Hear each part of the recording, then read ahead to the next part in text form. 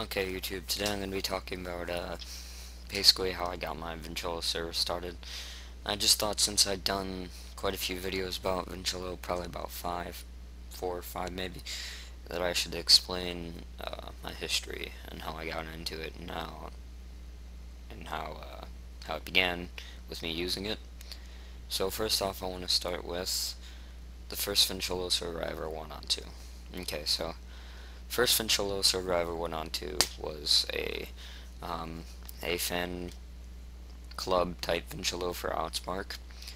I believe I found it on the forums of Outspark for Fiesta, and I believe at the time it was specifically made for Fiesta.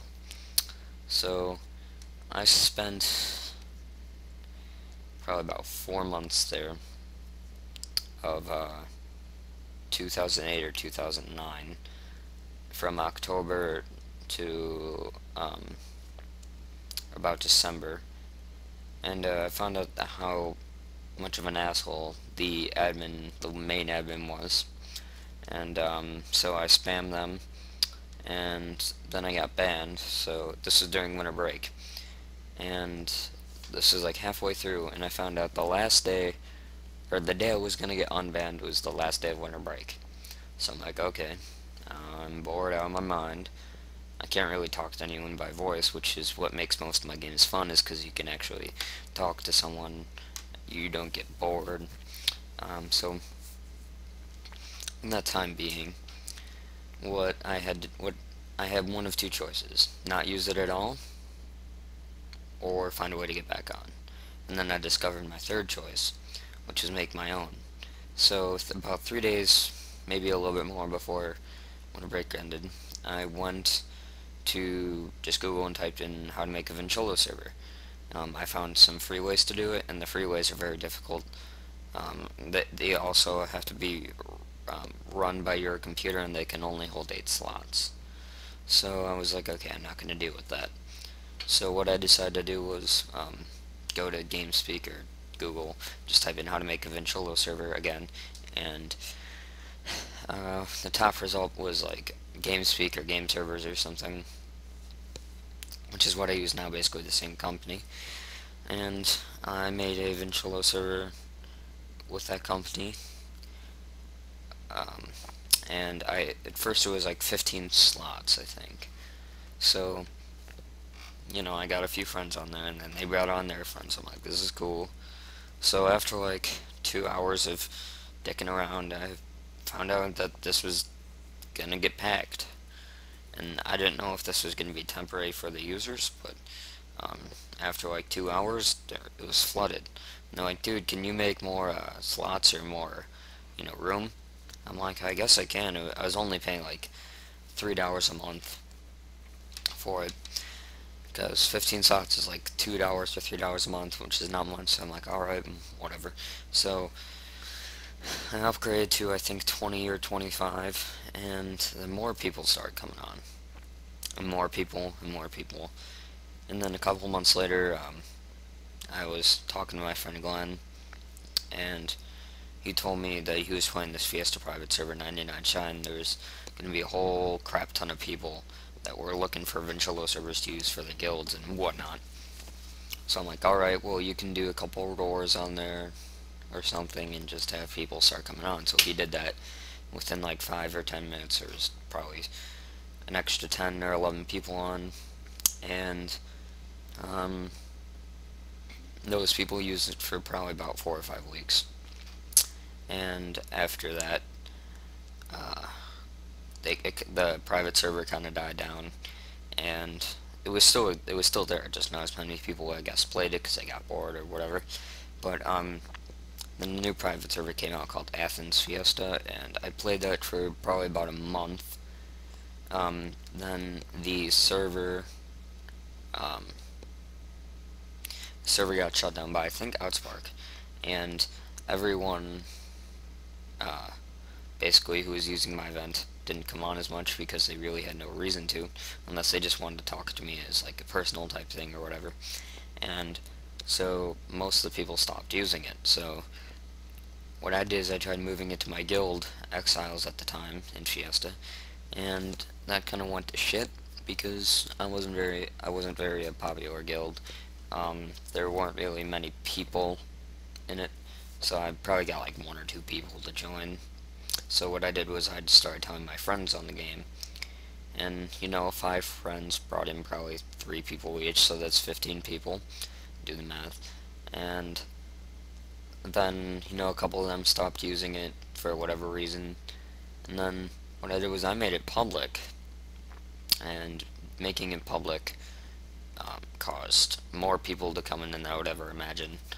I could tell you right now. Oh, I don't have ventrilo open. Hold on. Just so I don't have to go on. I'm going to my server browser. I don't know why it doesn't show their name. Sometimes it does, sometimes it doesn't. But there's, I believe, like,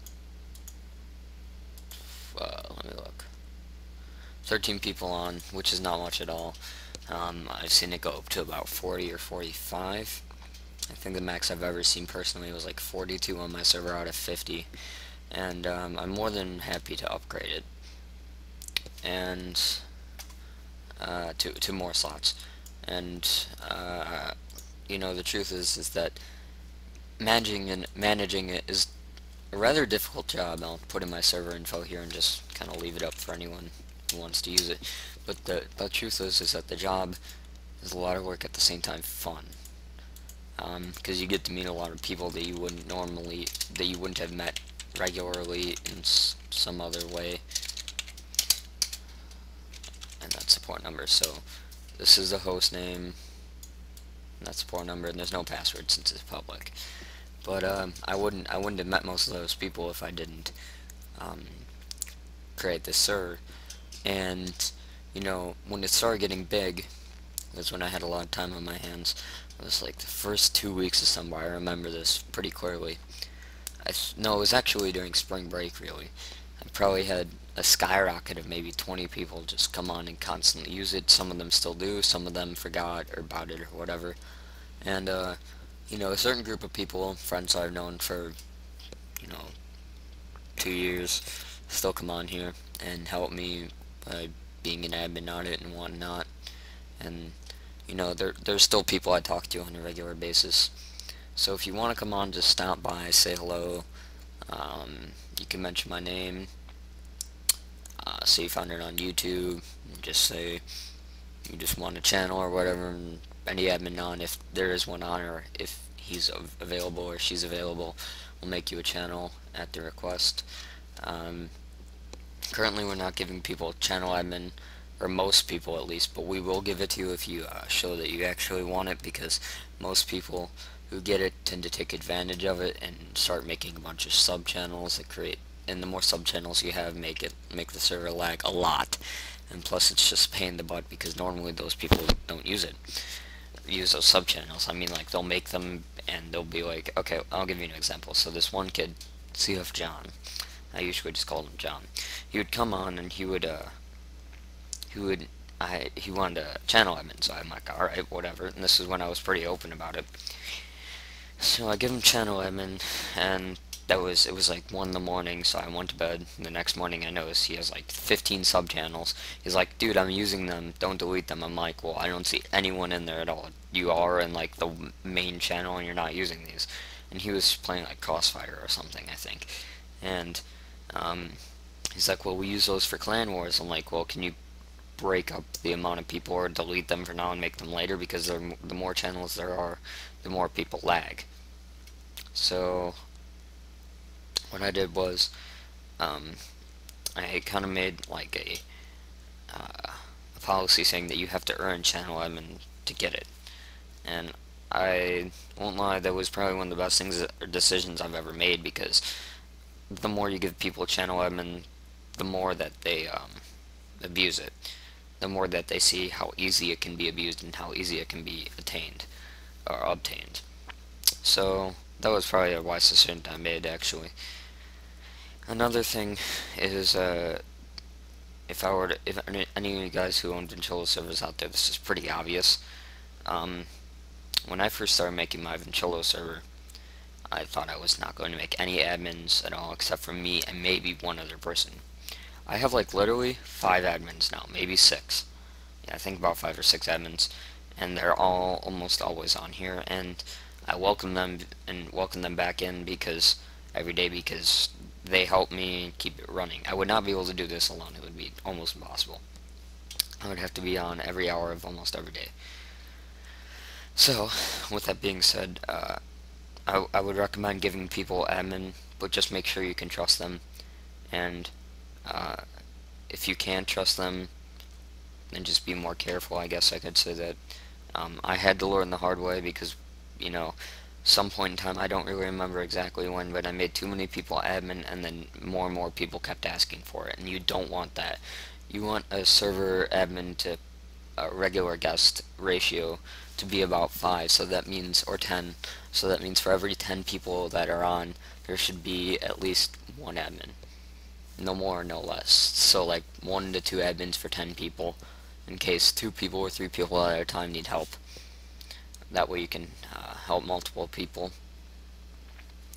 What I find it easiest to do is kind of ask your admins, what time are you going to be on, how often are you going to be on, you know, what's your daily schedule basically, and when can you be on, so that way you can kind of figure out when you need to be on the most and when you can go do whatever you want. That's what I usually think about when I make someone admin. I ask them when they will be on the most and when they will be on the least, and I always ask them to tell me ahead of time, like if they're gonna go on vacation or whatever, so that way they can tell me, and I just be like, alright, that's cool, I'll just have someone, you know, 1 or 2 people stay on a little bit longer at certain hours. The easiest thing to do is have like a kind of someone in second command. Well, if you're not on, they can make the decisions for you to ban someone or to kick someone or to make a channel or delete a channel.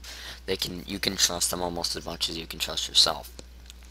But make sure you can really trust that person. That's all I can say about that. All I really have to say about that, actually. But it's a good experience, I guess, because you get a sense of like leadership, and you get a sense of like you control something, but you don't do it in like a dictatorship way. You do it in a way where everyone has a choice. Like if something happens and we have to, you know, ban someone, or we're going to ban someone, or take someone's admin powers away, or make someone admin, we all decide amongst ourselves. Regardless, of course, I would still have the final decision, but I listen to their input all the time. So if you have multiple admins, make sure you do that. And that's really all I have to say. Thanks for watching, YouTube. Just come on my ventrilo vent30.gameservers.com. That's vent30.gameservers.com, and the port is 4876. So thanks for watching, guys.